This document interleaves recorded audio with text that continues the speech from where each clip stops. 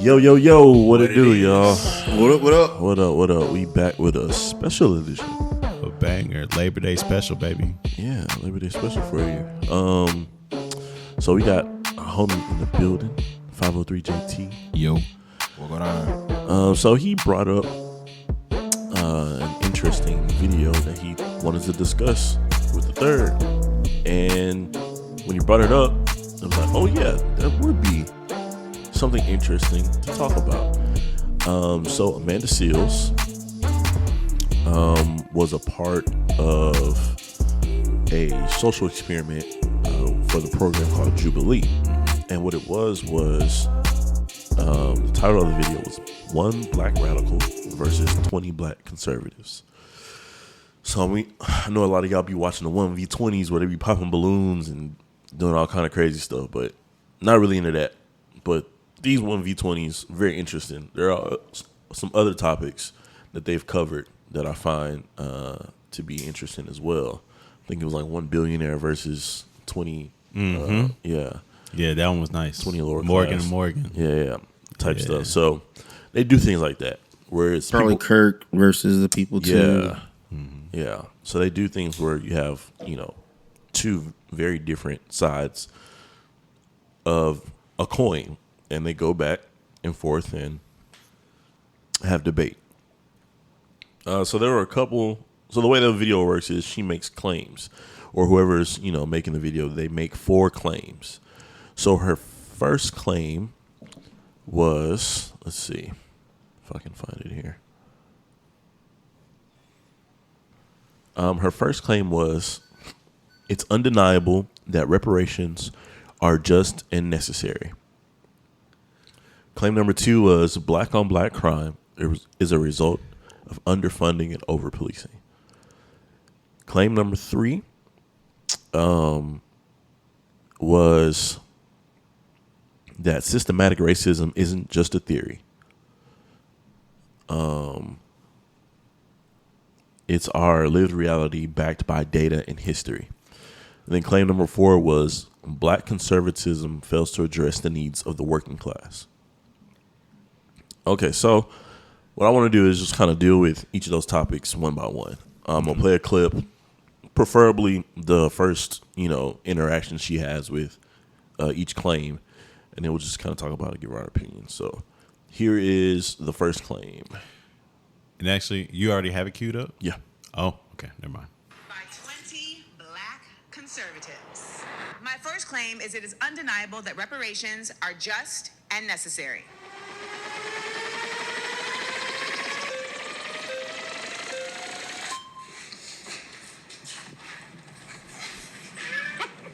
All right, reparations, fair, necessary.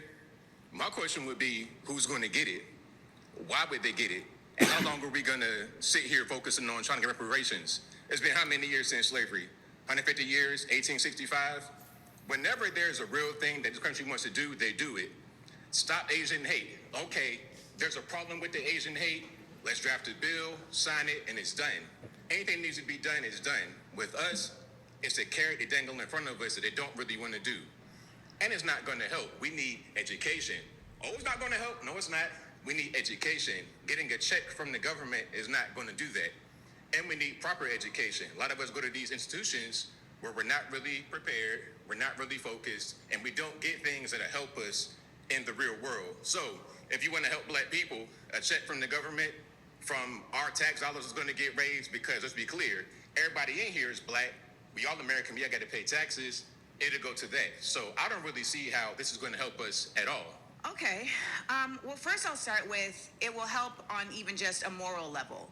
The reality is that the United States has become very comfortable with the fact that it does not consider black people equal, and it shows that in many ways that I'm sure we will discuss over the course of today.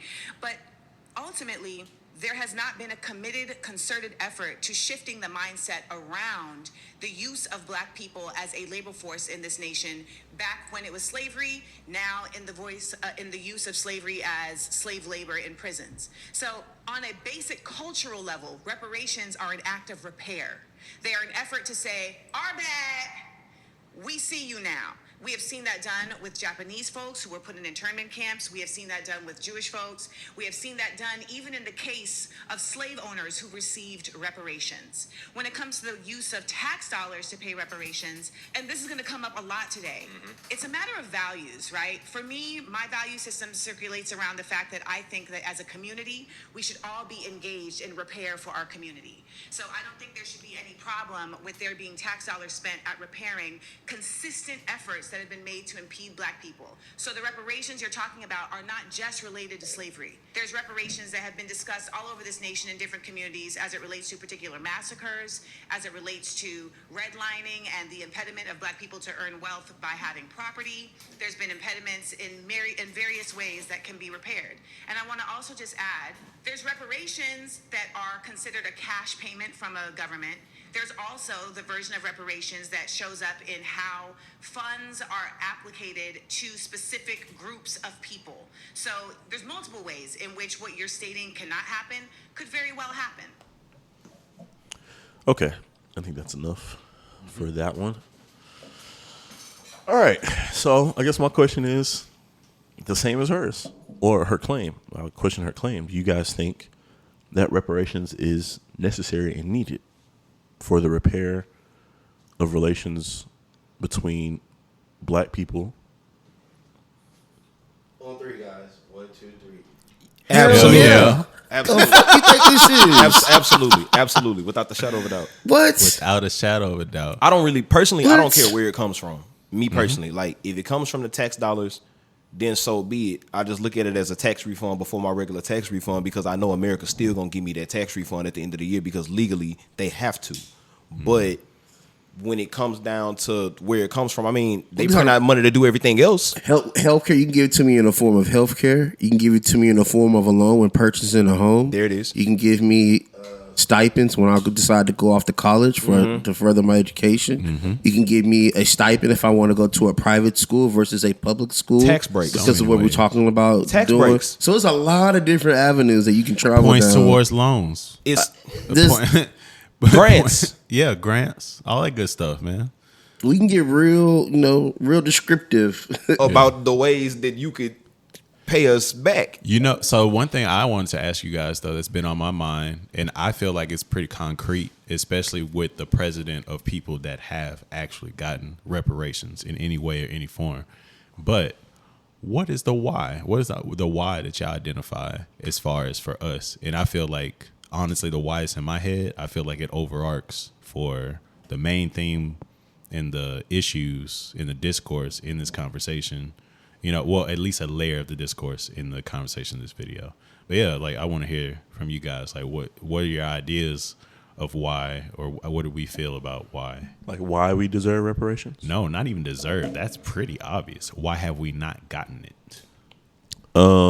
Because the system hasn't changed. It's the same system. It's like That's facts. It's like if you have an open wound, right? And instead of like disinfecting it, going in with needle and thread to sew it up, constantly cleaning it, making sure it doesn't get infected, then going back and removing the stitches, you know what I'm saying? Ointments to make the scarring go away. If you don't treat the wound, like you just put a Band-Aid over it. Right. And you just walk outside in the open air. You maybe go roll around in the dirt a little bit. And it's just getting nasty and nasty. And you just take that Band-Aid off and then you put another one on. Maybe you put a bigger Band-Aid on it. Or maybe you put more Band-Aids on it to cover it up some more. It gets infected. But it's You put still more open. Band-Aids on it. Yeah, and it's still open. You still haven't cleaned it. You still haven't closed it. It's just open. And it's just being infected and it's just getting nasty. That's what this system is. They put a Band-Aid on it when they freed us. It was a Band-Aid because the South didn't adhere to it. And then they were just allowed to put in more laws so that they could still treat us as less than.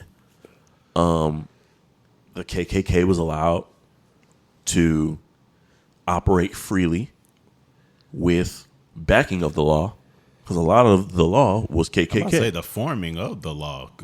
Police Right. was formed to catch slaves. Right. Yeah.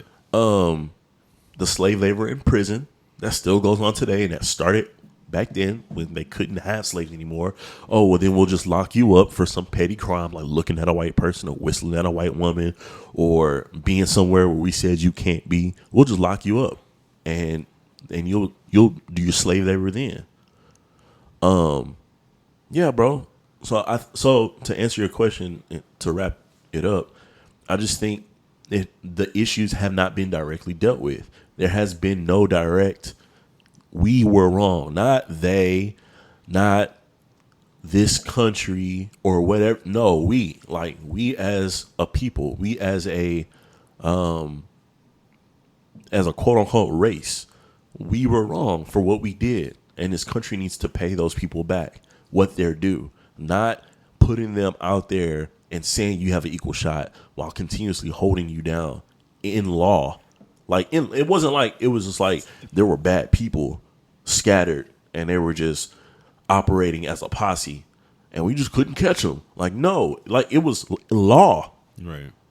You allowed these states to operate like that. Within the system. And that doesn't go away. That doesn't just go away, especially when you have to force the South to adhere to the laws of, hey, slavery is illegal now. You have to force the South to do that. So if you have to force them to follow that law, what makes you think all of a sudden that the other laws you put in place, they were just acquiesced to that, and it wouldn't be no pushback, and it wouldn't be underlying tones to their decision making. So the issue hasn't been dealt with. That's my thought. I think it's more so it being an admission of guilt. That's the element. It'd be an admission of the crimes that they've tried so hard to erase and act as if it's not there. Oh, Epstein files? What Epstein files? Come on. You know, it'd be an admission of guilt. It'd be an admission of we're sorry. It'd be acknowledgement on their end, and that's something that they're not willing to do by any cost. Because that'll hurt their pride. It'll hurt their ego. It'll be an admission of, yeah, we're in the positions that we're in now because of you. And they would dare not ever say that. So I think that's what the big hang up is. Because he was right. They want to stop hate crime bill, the Asian hate. They dropped that mug quick. Mm-hmm. Quick. I mean, the ink didn't dry on the paper before we heard about it. I was surprised at how quickly. I was like, oh, we could do this tomorrow? Yeah. It don't take much. It takes everybody agreeing. And that's the issue. And I was going to say, that's honestly my thought on why, is that we don't have a unified body. Because when you look at the Asians or you look at the Native Americans, you still have at least a unified body that's present in both. But also you have people over there. We got people. Asians got people. You know what I'm saying? We got family that's still over there that's involved that can report back or whatnot. Any immigrants, Italians, you know what I'm saying? They all came from somewhere and they have a backing of nah, y'all ain't gonna do our people like that. Even though they over there, we'll mess you up because we still mess with our people. It's that duality. And there's not really any duality here besides you're a black American, you black or you of African descent. We're American. That's it, period. We're American. So, right. But that's what I'm saying, because in the 20v1, there's a lot of people that wasn't native, native to America. Yeah, I noticed that. And I didn't want to speak on that per se, but since you went that route, I don't believe that people whom hold on, we're gonna get there. Are okay. All right. Well, we're gonna get there. Let me get my why. Let me get my why there. Yeah. So look, I think my why is because, and my why, I have a follow-up question after my why, but I think my why is because I don't think they care. I don't think they care enough to do it. I don't think that it's necessarily that they don't want to admit guilt. I don't necessarily think that it's, you know what I'm saying, all of these underlying just demonistic things that they have. I don't think that they care enough about us as a people due to the way that we've always generationally been seen in this country. They do not care. They care about all the rest of the people. When the immigrants came in, they gave them people EBT. They gave them people grants, funds, places to stay, this and the third. They don't care about us. They do not care. They would rather supply the needs of a foreigner than help out black folk in this country because we're not that far off from it. Grandparents, great-grandparents, great-great-grandparents built this country. We're direct lineage. But now my question is also, if the laws were to change, do you think that black people would look at things a little differently because the opportunity presented itself in a different manner? Give me an example of what you mean. So let's say there is no redlining anymore. Perfect America. There's no redlining. There's no police brutality. Like every single cop is being held accountable for whoever they put their hands on, black, white, Mexican, whatever. Like there's no anything. Black people have the exact same opportunity in a perfect America as everybody else. Are we still, quote unquote, murdering each other at a high rate? Are we still, quote unquote, demonizing our own communities? Are we still, quote unquote, not building? Or are we taking that opportunity and moving forward? I would say two things to that. One, that's not enough. It's got to be more than that. Because just because now I can get into your neighborhood, I can't afford it. So you got to look at that too. So it's not quite enough. But two, I think as you make it enough, then it solves those issues because children have an outlet. They have things that they can do. Parents don't have to work crazy hours and be absent from the home. Your fathers aren't getting incarcerated for extended periods of time for petty crime. I mean, bro, it's so much, and like I said, we'll get into all that. So I guess it's probably a good spot to move on to claim 2. I think any other points about reparations? I think we all kind of agree with that. Yeah, I need Say it again, right? I need my money. I need my money on. Y'all can bring that to me in a brief. Run me my schmeckles. Shillings. Shillings. Schmeckle. What's it called? Simoleons. Or whatever you want Give to me call my it, bot. man. I need it. Need it. Bring me my booty. Yeah, pause though. Warrior. I'm a warrior. All right, here's claim 2.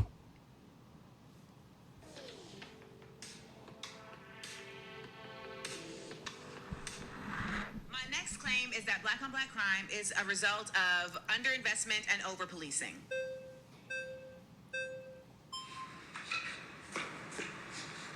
So you say that black on black crime is due to underfunding and overpolicing, essentially. Yes. I actually don't necessarily disagree with one of those. Okay.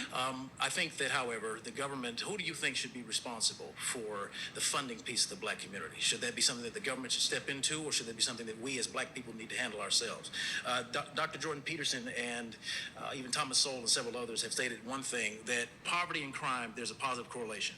There's also a positive correlation in the black community of absentee fatherism being one of the root causes leading into criminality. Black males that grew up without a father are 10 times more likely to engage in criminal activity.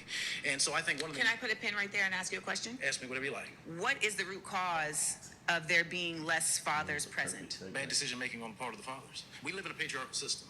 Like it or not, men have dominated the socioeconomic, economic, and political power of this country and the world since our existence. So our bad decision-making, especially when we focus on the black community, is the root cause of fatherlessness. What type of decisions? Not marrying the women we decide to lay down and have children with. Not being careful with the seeds that we plant in women. No woman can get pregnant without a man planting his seed inside of her. So therefore... So it's marriage? Well, that's a part of it. That's marriage is a part of it. Okay. But the true piece that I'm looking at is connectedness between familial units. The black community was at its economically strongest while being at its poorest during the segregation era. Prior to 1968, Dr. Martin Luther King in his last speech said that we have an annual income of more than $30 billion a year, which is more than all of the exports of Canada and more than all of the exports of the United States and more than the national budget of Canada. That was when we were economically at our poorest. Yet 85% of our black children were growing up with a father in the home. There was less black on black crime. There was less disenfranchised. Why was there less black on black crime? Because we needed to live together. We had to stick by each other. We had to stick What by was each there other. also less of? I'm not sure where you're leading. That's a leading question. I don't like those. You don't like this? I don't like leading questions. No. I like direct stuff. So essentially, when we were living in our own communities, we were also policing our own communities. So we were not being used as statistics in the same way to determine how resources were provided to our own communities. When we were going to the government saying, hey, we deserve because we are supposed to be separate but equal, we weren't saying, hey, we want to be with y'all. We were essentially saying, we want what you are stating we deserve. And that is what all of the efforts of the civil rights movement has been. It's literally just been to say, you said when we got out of the Civil War that we would be considered citizens, and all citizens should be getting equal access to these things. However, you are actively allowing the Klan to harm us. You are actively allowing... Who's killed more black people, the Klan or us? I would like to continue my statement. I let you speak uninterrupted. You did.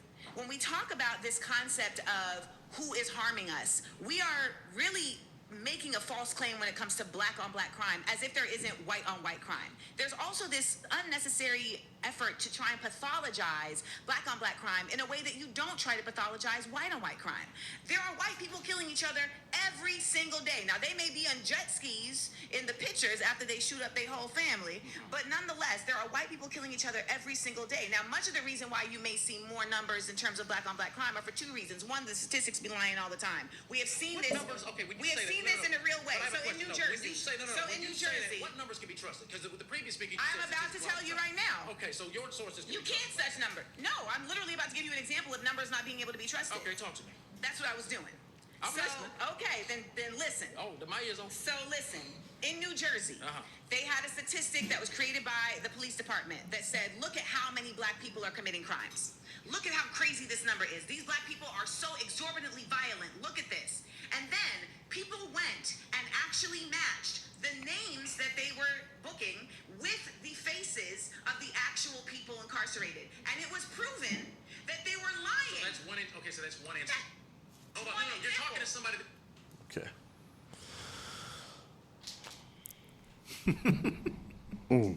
So, I'll ask the question.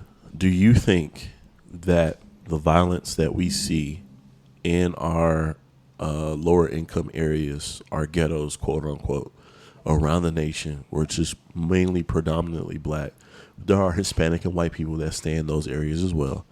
Do you think that the violence that we see within those communities is a result of over-policing and underfunding? No. Yeah, no. I do not agree with that claim. No, we got a no, we got a yes.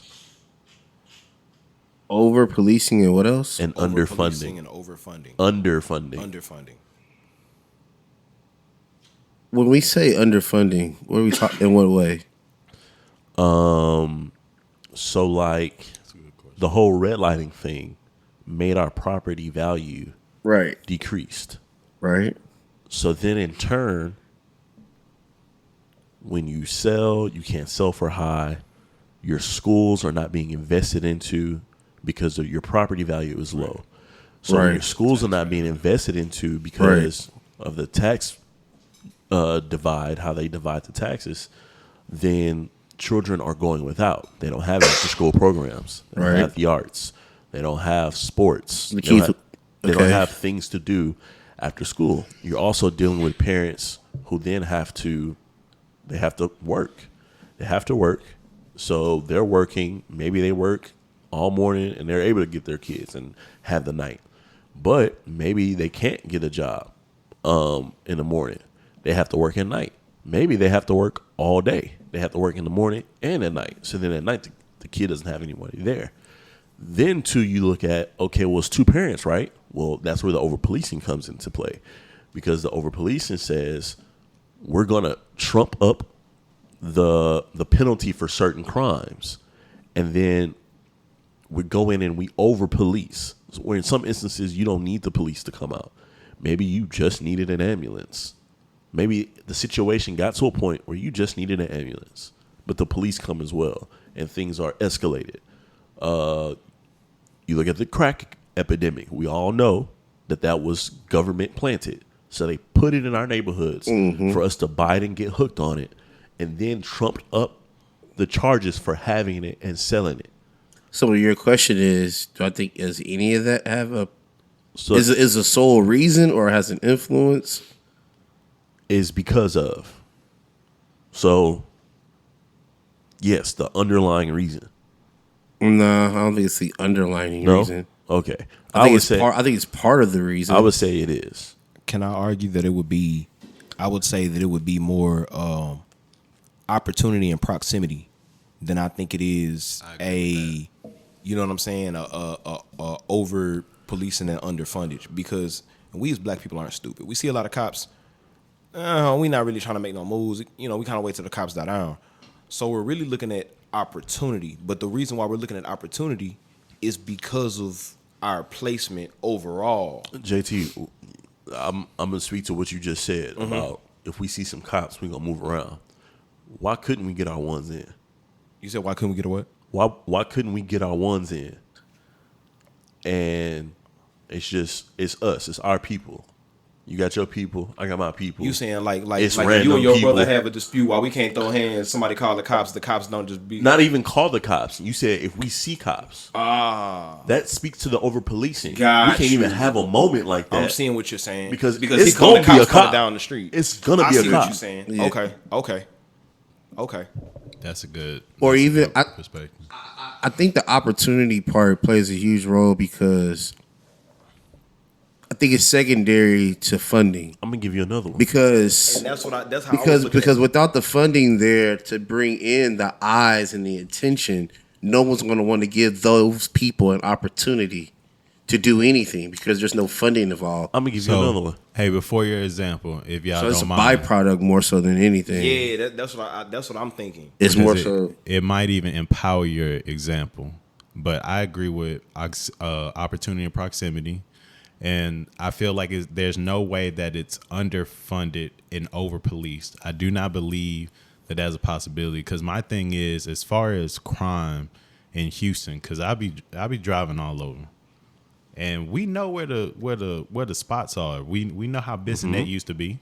You know what I'm saying? Yeah. And that was a conscious allowance Okay. of that behavior, So now I have 2 points. those activities. As soon as they wanted to shut it down, They shut it down. they shut it down. But that's not the only spot. So it's plenty other spots that they could easily That they're just letting kill all that flow, stuff. letting stuff flow. Game rooms, the prostitutes. Which also speaks to what he was saying when the government, with the crack epidemic, when they put the crack in the Yeah. neighborhood. That's Okay. opportunity. We So- didn't bring it here ourselves. So I got 2 points. Okay. One is the example. Let's say you're driving, your tires expire. You just ain't got the money right now. It's hit. How likely are you to be caught in the woodlands or in Spring Jersey Village. versus Jersey Village, Acres Home, Nah, Homestead? Jersey Village, you're done. You're toast. That's what I'm saying. Oh yeah. So it's like I can't even get a break where I live. Right. And then two, my second thing is y'all are saying that is proximity and opportunity, which I think that speaks to why it happens black to black, but it don't speak to why it's happening. I think it's happening because you gotta take a look at, well, I'm poor and you're not giving me opportunities. So I have to rob somebody. I have to steal from the store to eat. I have to sell drugs. I can't go across town To I'm make going money. down the street. Or I can't fix my car. I'm going right down the street. I have, or I'm going to die. Yeah. You have put me in a position because we are underfunded. You have put me in a position where I'm going to die if I don't break the law. Sidebar. I saw a tweet somewhere that said, "Black people wake up every day in survival mode, whether we want to or not." Yeah, so that's a I agree. fact. And so I think I agree with y'all that the opportunity and proximity is why it's black on black, quote unquote. But that's not why it's happening, though. That's not why we rap about it. That's not why we sing about it. It's because we were forced into that reality. through underfunding and then over policing us. Like, you gave us crack to sell, to get hooked on, and then trump the charges up because now it's an Put a gun in epidemic. my hand and say I shot someone. Right, because now it's an epidemic. Oh, now it's an epidemic, guys. We got to do something about this. Let's also note that the charges for crack cocaine are higher than the charges for cocaine, the powder that white people use. I'll also note that George W. Bush screwed us over with No Child Left Behind. Oh man, Fact. it's so bad. It's still so bad, Fact. bro. And I think that was done on purpose. You know how many? Because you speak to mix in to society those that didn't really care, those that really couldn't. Are you saying that No Child Left Behind was the new crack epidemic? Like that was the crack epidemic for our generation growing up? Are you telling that the education epidemic because was the new crack bro, epidemic? think about it. Those that were gonna be smart were gonna be smart.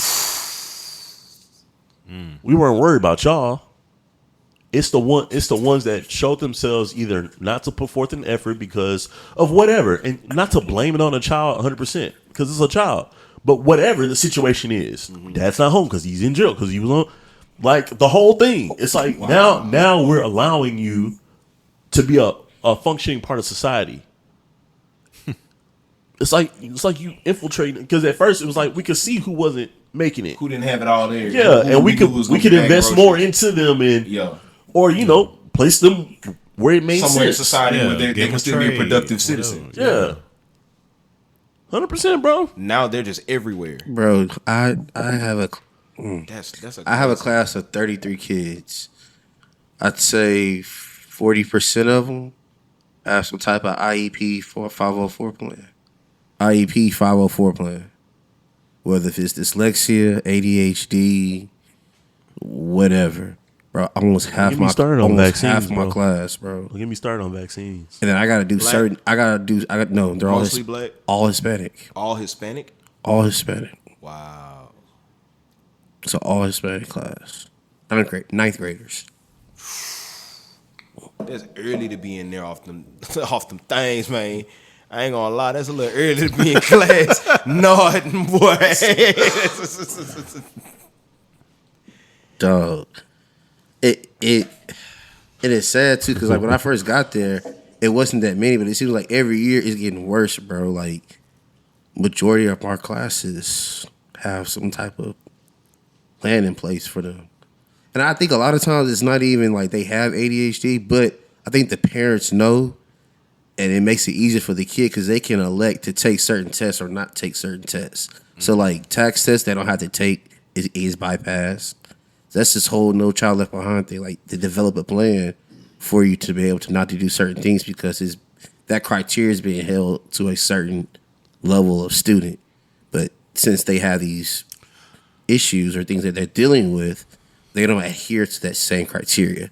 They get written up something different. They're dealing with these issues now at an alarming rate, and not to necessarily sidetrack, but they're dealing with these issues now at an alarming rate because of that damn internet. It's that damn internet, bro. Y'all get y'all kids off this internet, man. Yeah, it's bad. But yeah, I think the combination, what we talked about, opportunity and proximity, definitely. What's the next, Ray? All right, here we go. We got claim 3. My next claim is systemic racism isn't a theory. It's our lived reality backed by data and history.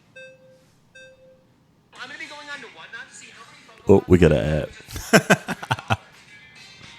But that's a fact. Hello, John. John Samuel. Hello, John Samuel. First name. Oh, nice. Blame my parents. Hi, parents. I want to listen to you first. Why do you feel that? Why do you feel that way? Oh, John went to debate training before he came here. Okay. Ultimately, I feel that way because it's simply just facts. It's in the books, and that's why there have been laws to challenge it. There have been innumerable instances where actual systems were created specifically for the impediment of Black people to advance. We have also seen innumerable instances where There were things created for black people to advance, and they were taken back under the auspices of, we don't want them to advance. Ultimately, systemic racism exists in our institutions on a government level, in our institutions, whether it's prisons or schools, and it is undeniable because they are actively trying to reinstate it right now. Can you give me an example of one of those systems that you believe perpetuates that cycle of racism? Redlining? Okay. Yes. And how does that, can you elaborate? Like, how is that affecting the black community? Do you know what redlining is? I know a little bit. I'm not an expert. Redlining was a system that was created to determine property values, and that said black people can only live in certain neighborhoods and not in other neighborhoods. And the redlining lowered the property values of those black neighborhoods by stating that they were more savage, that they were more dangerous, etc.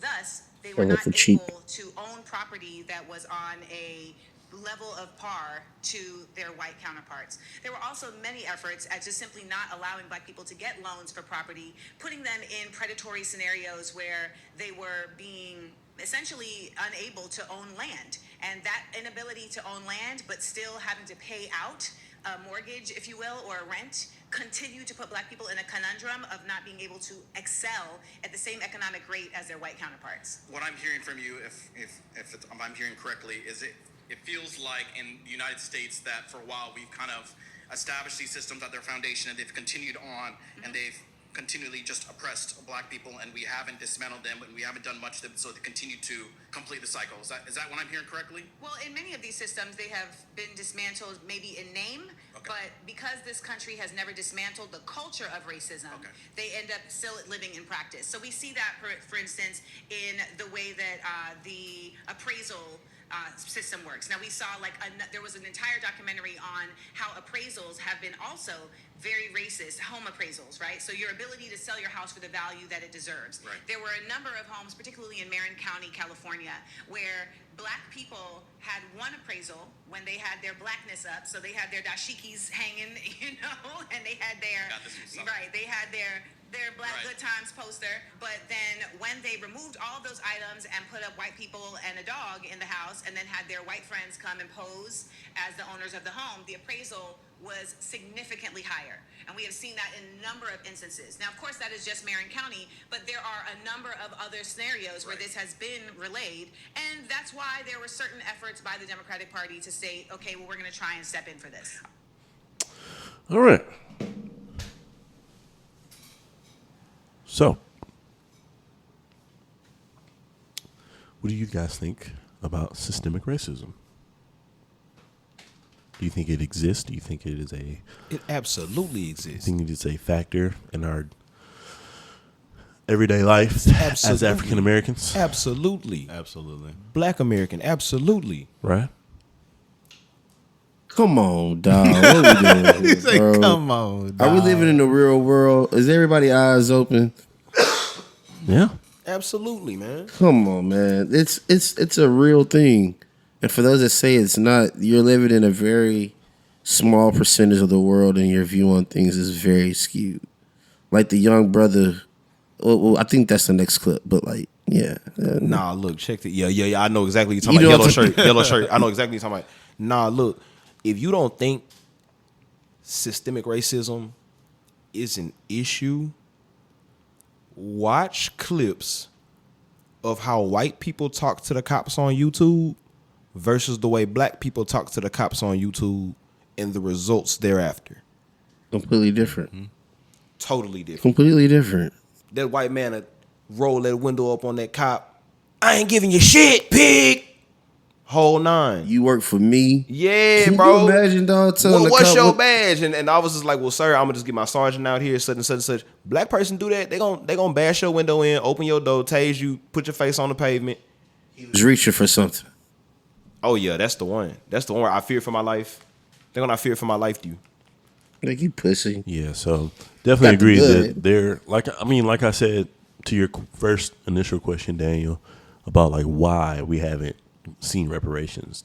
The systems are still there. Mm-hmm. They're still in place. It's just a Band-Aid. And then she said that, some systems have been dismantled by name, but they still operate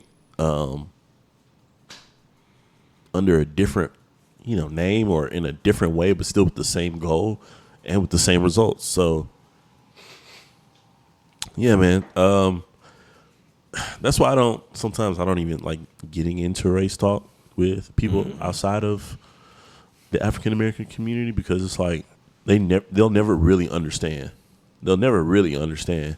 To them, they don't get it. They don't understand. It's like, but the law, but you're free, but it's like, yeah, exactly. But that's that's the whole thing. So yes, I would definitely agree that systemic racism is a thing.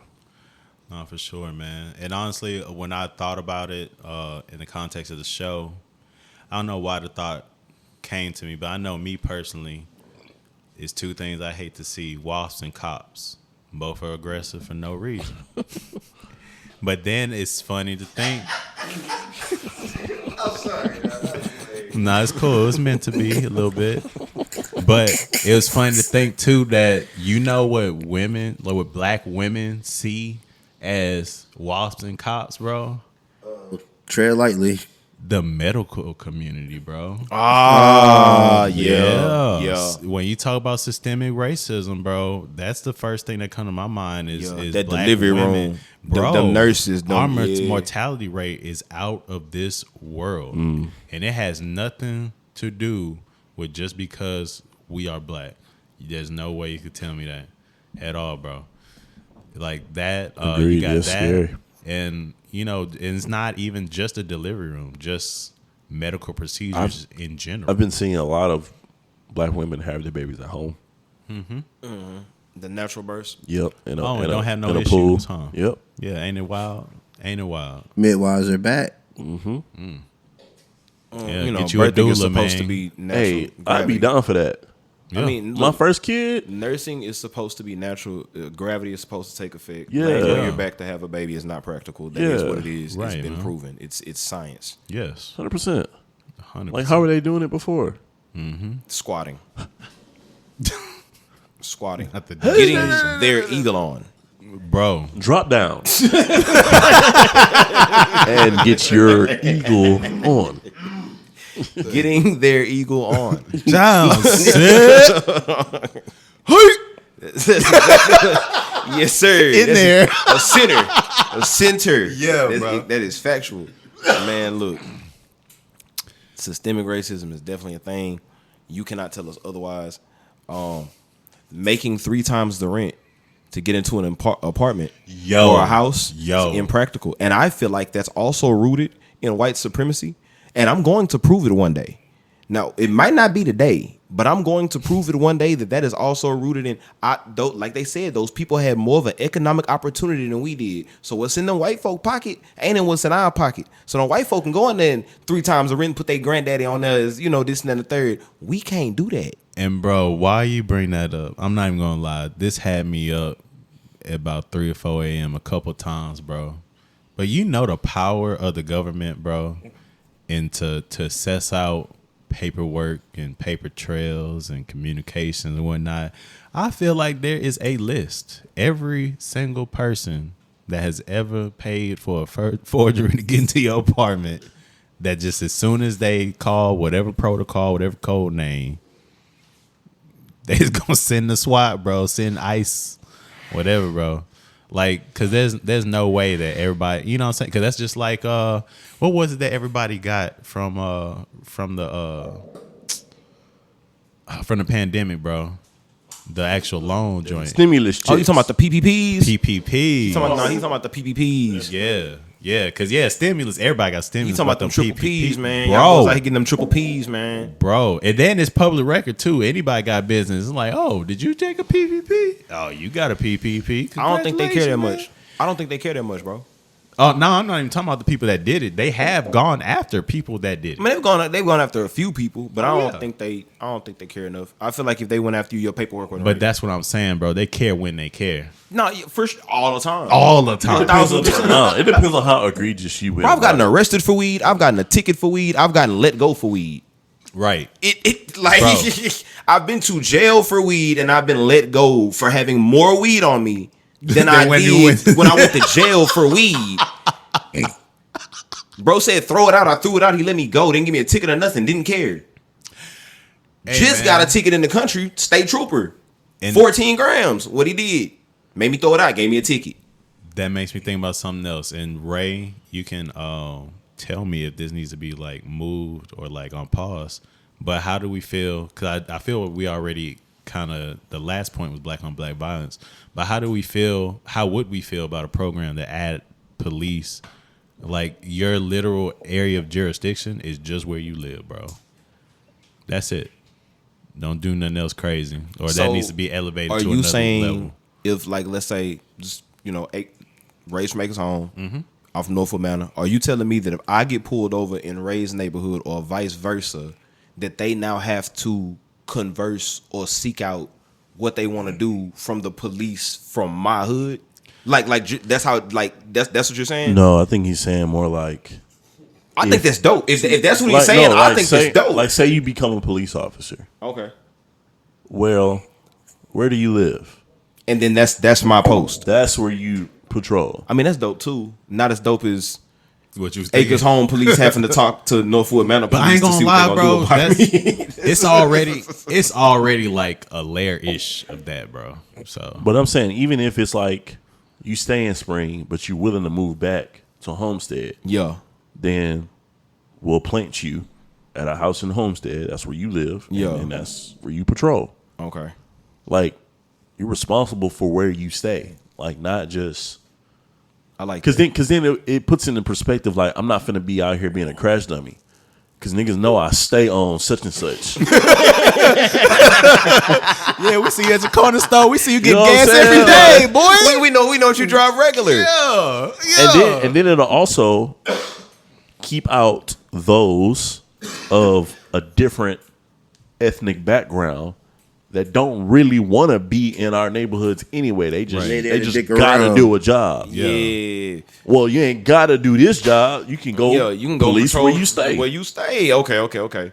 They don't like being over here no way. Yeah, you don't like being here anyway. You causing problems Yeah. here anyway because you don't want to be You here. don't like us, we don't like you. Yeah. Let's just de-escalate it. Go over there where you like them patrol people. over here. Yeah, Yeah. you like them people over there, go over there. And we'll get Officer Johnson. Yeah. Old school. Yeah, he been a cop for a minute. Yeah, Officer Richards. Yeah, he been a cop for a minute. Yeah. We know he an officer, but he don't be over here. I'm telling you, man. that Officer Daniels will hit different. I'm just saying, like you know for a fact Yeah, when wherever you move to, you So meet your Officer, local. Officer yo, Williams. officer. And Officer we know a Williams. cop over here. and on You the know, cool, okay, and bet. I like what Ryan just said too. And wherever you move to, bro, you have to meet the cops in your area. Like when you move in, the cops show up Oh, to I your love house that. and I do a love meet that. and greet. I love that. I mean, for I'm real, for like it. they pull up and say, "Hey, man, we're officers such and such. We patrol your neighborhood. More neighborhood policing. Hey, if bro. you need us, you know, how you doing? How you doing, man? Yeah, da-da-da. And then that way, like, if we do get a cop of a different ethnic background, it's more respect behind it. Yeah, Correct. Because you understand, you get it. Like, you hear, you see. You yeah. know what I'm saying? People Daily know basis. you. People know you. So, and then you got other people that stay here to back you up. Also, hey, let's just be cool, man. Everybody be cool. Yeah.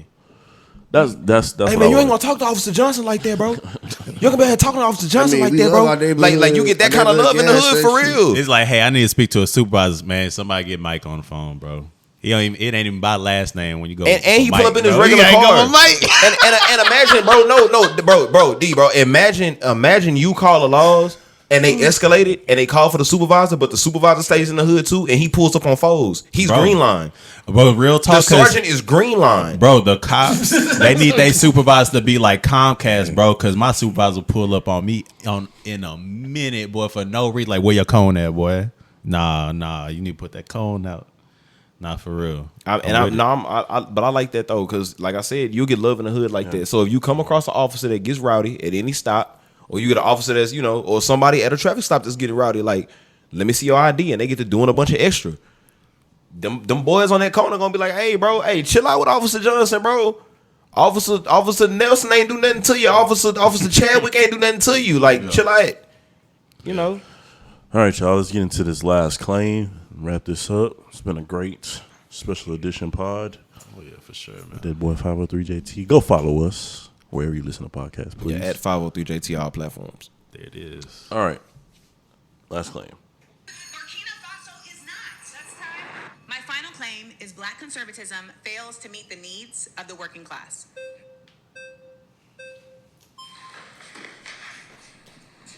Ant dog. Okay, talk to me. So I think black conservatives. All right, that's the claim. I wanted to skip to a specific. So while you're Interaction. looking for that, No, I'm not looking. I'm okay, not looking. I was like, I'm fired up. I was waiting for this. Back.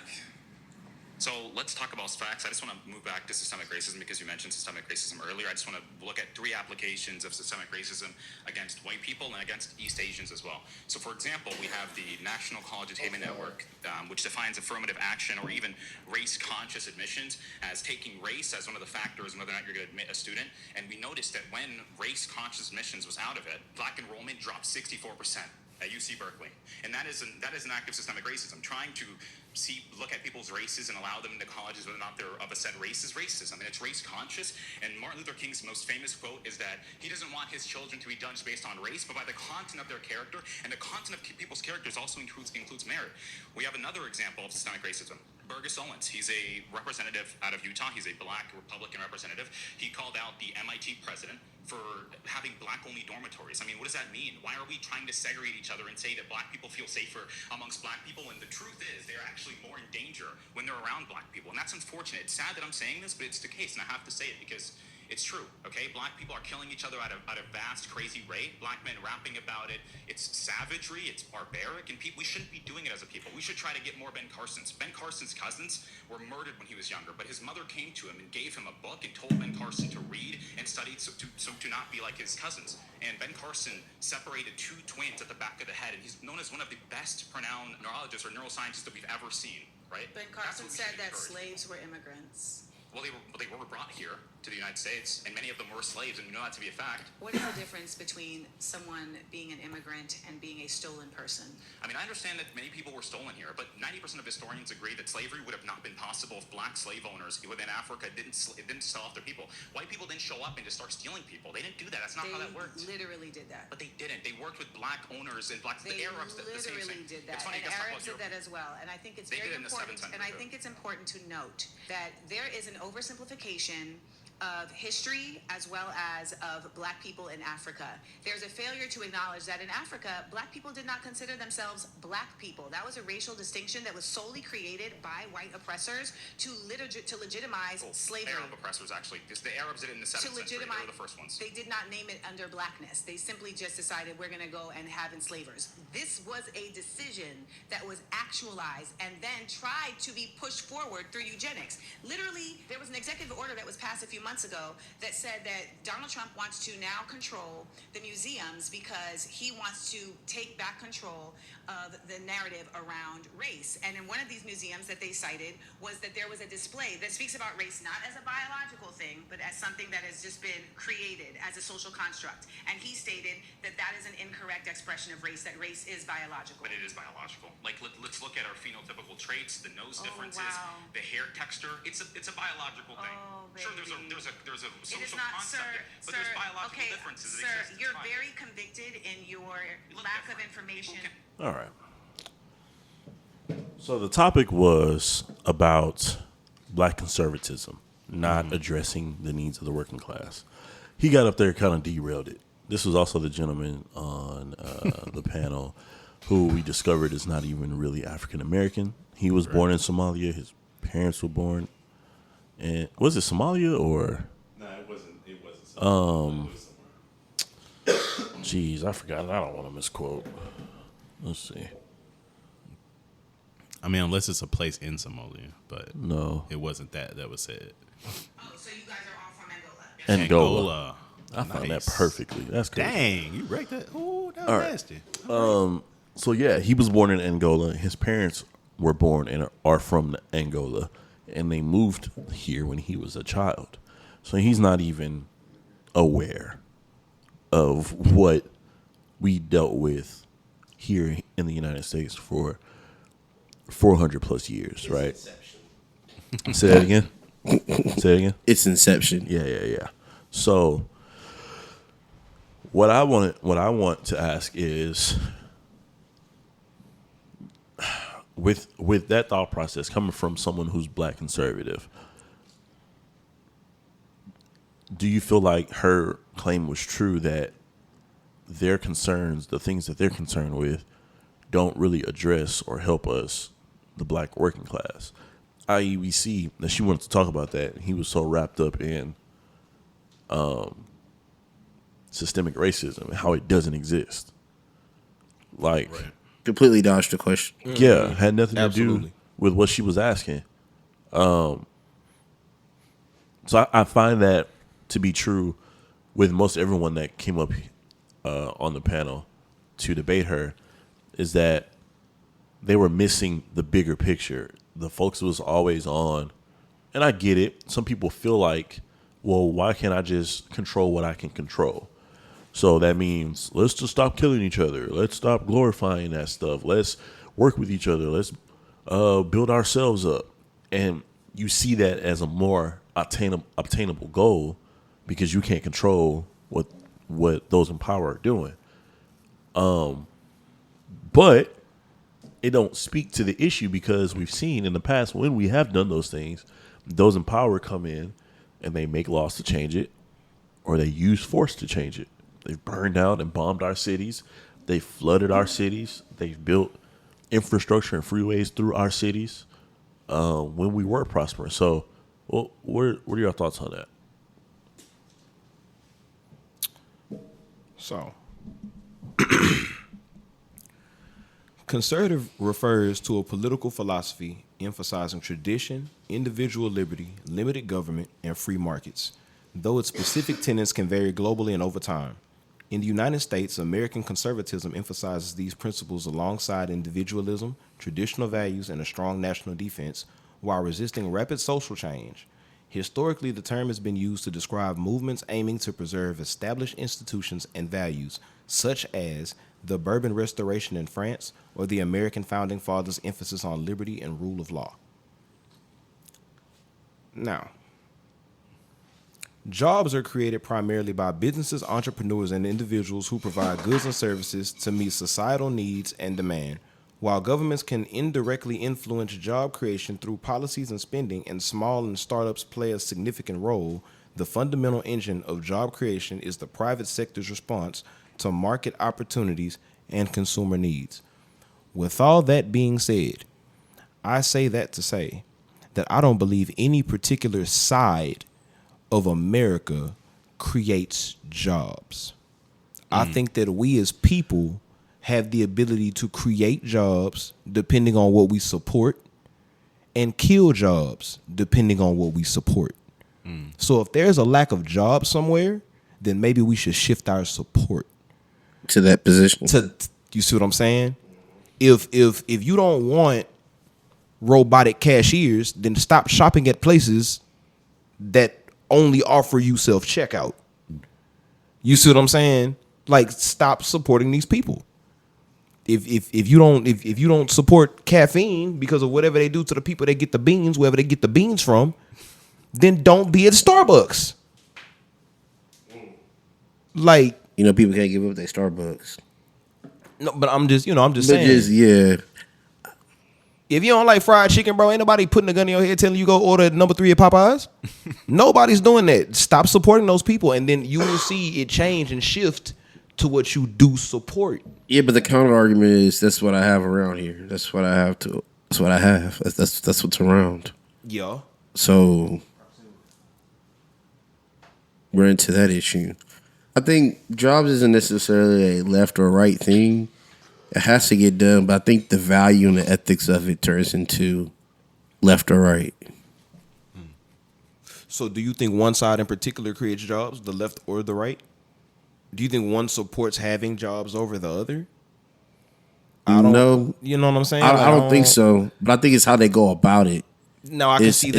Is the big difference. The Now we ethics can side say of it. that she doesn't like the way that conservatives go about building jobs, but let's not act like those people don't, in fact, take seat in office and everybody tries to kind of do their thing to kind of make sure everybody's, I think jobs fluctuate. If the right was more social, had a more socialist mindset, it would be okay. If the radicals had a more socialist mindset, Not the radicals, the conservatives, yes. In If what conservative, So like they're always interested in the bottom line, Okay. the money, right? When it comes to businesses and owning things like that. If they were to reinvest that back into their employees, they wouldn't have to go get second, third jobs. They wouldn't have to do all that, taking the big bonuses at the end of the month so they can go on a 5-month trip to Bali. They're traditionalist. But in a way that's taking advantage. From if you look at it from a conservative side, like yeah, like no one's saying you can't go have a nice house, you can't live how you want to live, but a 5-month trip to Bali, or you got to have the newest yacht and all that, like that's excess. Like a lot of that. America's a capital country. About to It's say, a capitalist country. and not only that, but everybody it's like, wants the new. Like the thing is, for capitalism to work, there has to be motivation to get the money. You know what I'm saying? The people that make money, they're motivated by those things, so that's why they make that much money. If they didn't have access to that access, they probably wouldn't give a crap, and whatever they made wouldn't even happen, bro. But the problem is the ones at the bottom of that pyramid that's feeding the ones at the top. It's the ones that's keeping that pyramid or that machine moving along. It's a mindset thing. See, I think what it is exactly what we're you're combating the wrong ideals. I don't think the fight necessarily needs to be between conservatives and radicals or Republicans and Democrats. I think that everybody needs to get together and combat capitalism. I think that is the answer. I think it's good to have it. Like it's great to a certain to an extent. You know what I'm saying? Because at some point in time it turns into. But we're like ultra capitalistic society. Like it turns very. What's the word I'm looking for? Well, it's all about you. What, selfish? It turns selfish. It's funny y'all mention that because there was a video because the U.S. Open is going on right now. Yeah, and there was a video of some tennis player. He was signing balls and T-shirts and stuff, and it was this kid. And he took off his hat and he tried to give it to the kid, and this older white guy, snatched it from him and then put it in a bag. And and kept reaching for the. Come to find out, he's a CEO of a bank in Sweden or something like that. Polish, yeah, he's a CEO of a Polish paving company. Snatched it out that little boy hand. And it was like, and then people were like, "Makes sense, CEO. You got to the top by taking from people below you. Yeah, behavior makes sense. Yeah, it no thought about it. Yeah, so it just speaks to what y'all were just saying. Look at the little boy. He didn't even look at the little boy. Bro, I saw the video. Yeah, he did not make eye contact or anything. He snatched it out of his hand, put it in a bag, started reaching. And for those are the stuff. people that are making decisions for us as a whole. Yep. Those are the ones at the top of the corporations that's building these Walmarts, these McDonald's. Like they're the ones that's doing all the decision making that affects us day to day. So that's really those are the people that ultimately do the hiring and firing. Those guys. And you know what else? While you're there, because I've been waiting in line for my cut on it. Yo, I ain't never ever met a broke black conservative. Ever, never seen it. You usually established or at least comfortable. Okay, so I'll put it that way. Or we can watch you climb. We're actively watching you climb. Yeah, you know what I'm saying? So it's like, and then at that point, you trying to protect what you're building, and you start, because you don't want to get screwed over. Right. But it's like, I think that's what it is. As far as the working class, once you are conservative, you are no longer working class. So yeah, it does not benefit. And honestly, that goes, to historically, like we do unfortunately have, crab in a barrel mentality that's present in multiple industries. I know even just musically wise, just in the game of Houston, like it was real tough at one point in time. So yeah, man, it just unfortunately just seeps over into a lot of other things. But it's definitely a line.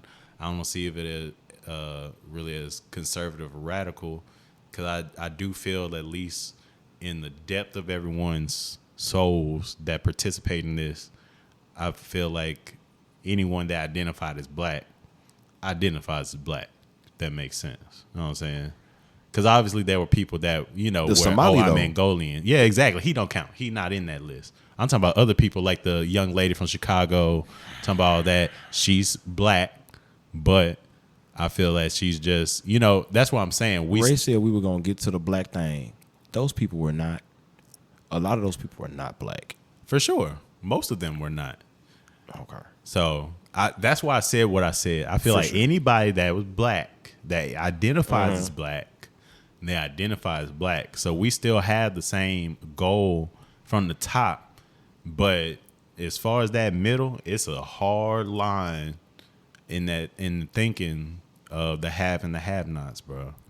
I feel like that's what it is, or at least there's very few haves that still maintain that and try to reach down. We should be, excuse me, we should be identifying as Negroes if we wish to separate those that are not of our cloth, of our ilk, of our lineage from us, so that we can differentiate certain things. Because when the others, when the African Americans come through and they're first gen and they doing this and the third, and they're still acting in the societal norms of where they came from and thinking it's cool, they also raise our statistics because they're lumped in with us as black folk that's been here, as Negroes. I just want to throw that out there. Black on black crime. Sometimes that'd be African on. Sometimes that'd be Nigerian on. You know what I'm saying? Nigerian on Ghanaian crime. Sometimes it'd be Haitian on whatever. It's not necessarily black on black crime. They just want to group everybody that looks dark skinned. Just because we're melanated. You see what I'm saying? That's not Negro on Negro crime. It's not. Show me some Negro on Negro crime. Yeah, that should be boring. Usually we're a retaliatory people, not gonna hold you. Usually we're retaliatory. Now if you do something to us, we gonna come see about that. We gonna come finish that. But just drawing unprovoked, bro, I don't really feel like that's genetically us. I don't think so either. We just go out our own business. It's just you just gotta fuck with us. Yeah. All right, y'all. I feel like this was a great pod. Great little special. We appreciate y'all for tuning in. We'd also like to hear your thoughts underneath the post. Yeah. Let's get some comments, get a conversation going, some dialogue, man. Share this with a friend. Let us know if you've seen the Amanda Seals video. I mean, regardless of what you feel about Amanda Seals, because I can't stand her. Congratulations to her and what she went through, because I'd have cussed everybody ass out if I was me. I felt in that fashion too. I feel like regardless of how you feel about Amanda Seals, you also have to understand her credentials, and to some degree, what she says may or may not hold some relevance, but you won't know Unless you watch. So Tune in. Tune in. We holla. Appreciate y'all. Peace.